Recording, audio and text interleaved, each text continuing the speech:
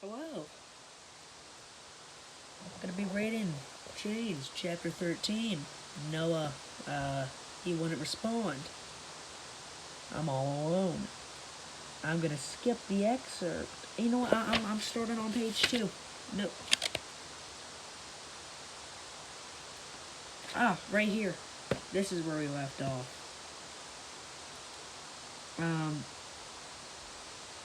It had better not on page 81.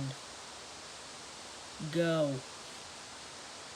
In the weeks that followed, the master had me serve him whenever his companions visited.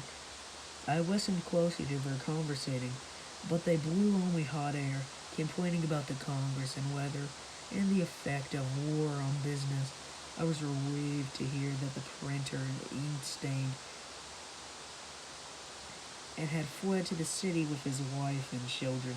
Lockton was certain that he had told the rebels about the money and the plan to bribe the American troops. My secret was my safe. Becky brought back the peas, greens, and gossip from the marketplace. The British fleet was in the harbor.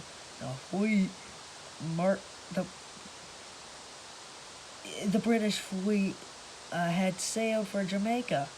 I know the Congress had negotiated a peace.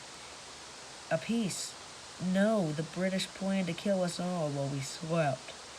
Gossip, the foul smell from the devil's backside.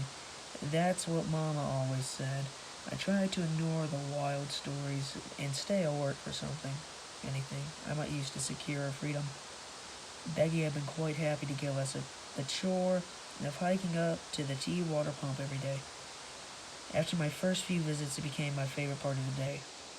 The pump was set in a little shed at the edge of a common, a big gathering place, ringed by army barracks, the poorhouse, and the jail.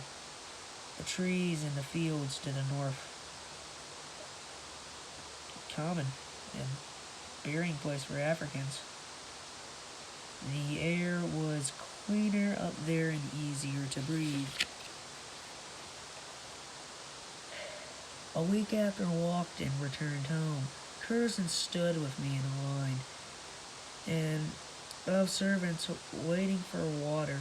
I was desperate to ask him questions, but he knew they had to wait until we were alone. When my turn came, I handed buckets to the ancient slave who worked the pump handle, an old man as dirt. A man as old as dirt, with stone gray hair and a color of skin black as the night sky. He carried a country mark on his face. 3 straight lines that had been cut in his right cheek when he became a man. In Africa, Papa marked that looked close to it. I gotta start doing this. It made me feel kin to the old man. I smiled and criticized politely whenever I saw him. Thank you, grandfather, Curzon said to the man as he handed us the full buckets. I was surprised. He's your grandfather? I didn't know that. The old man chuckled softly and reached for the buckets of the girl standing behind me.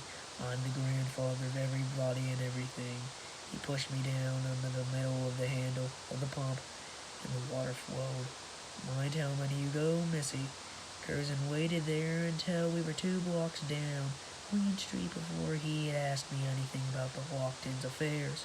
He traveled to Fairfield in Connecticut 2 days ago and came home last night. Wait, I said. I thought he was on a parole. That he had to stay in New York. Why don't they arrest him? Curzon looked behind from side to side before answering. They don't have enough men to follow him, he explained.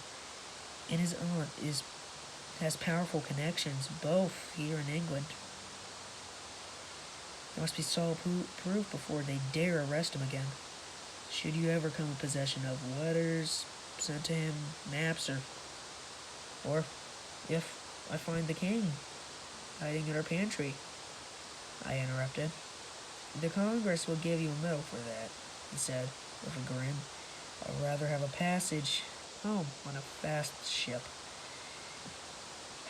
You don't want to sail anywhere? Not now, he said, doffing with his hat and bowing to the three officers passing by on horseback. I likewise bobbed into the direction of the gentlemen and waited for them to draw out of earshot before speaking again. Why not? The royal fleet is fast approaching and is eager for battle and spoils. If you sail now, you'd likely be captured and sold to the islands. Idle gossip and pipe smoke, I said. You hear it on every street corner. It's a wonder we don't all choke to death on it.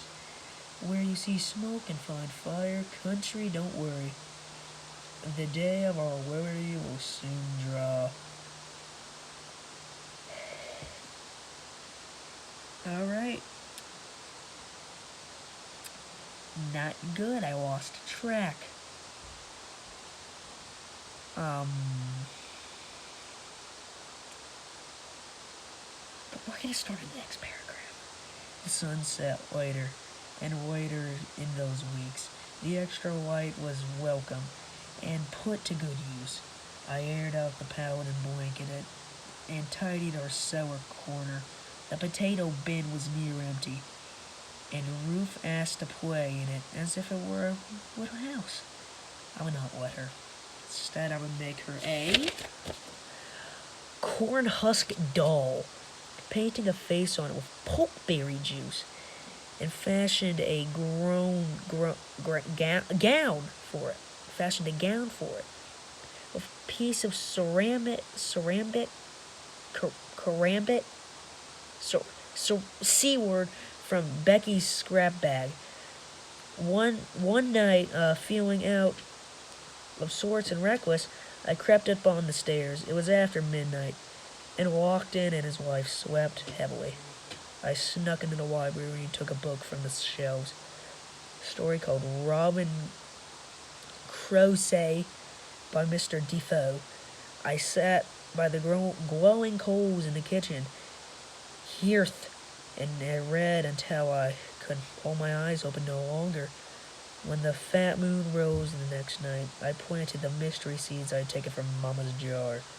I did not know what they would grow into, but planting them deep in the cool dirt was a comfort. Thunder boomed in the distance as a summer storm approached. I ought to check the cows, I thought. Storms made them nervous. More thunder rolled, then a third wave. Fool, I scolded myself. The cows were in our old life, not this one. The moon climbed higher, and the air returned to stillness. In waiting, I took myself to bed and did not dream.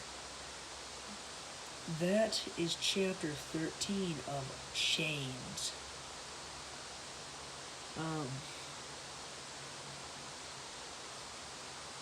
Hurt my neck.